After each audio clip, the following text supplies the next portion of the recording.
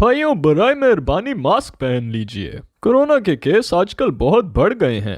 الطاف بھائی اتنا ٹائم ہو گیا ہے، اب تو زیادہ تر لوگ ماسک نہیں پہن رہے، ان حالات میں ہمارے ماسک پہننے کا کیا فائدہ؟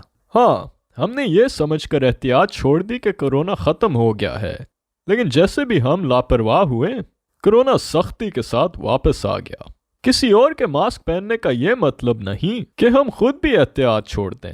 بات تو ٹھیک ہے الطاف، لیکن پچھلی ویو میں میرے جاننے والے سب ٹھیک تھے، انشاءاللہ اس بار بھی ٹھیک گزرے گا۔ وہ اس لیے کیونکہ ہم سے زیادہ لوگ ذمہ داری کا ثبوت دیتے ہوئے ایس او پیز پر عمل کر رہے تھے۔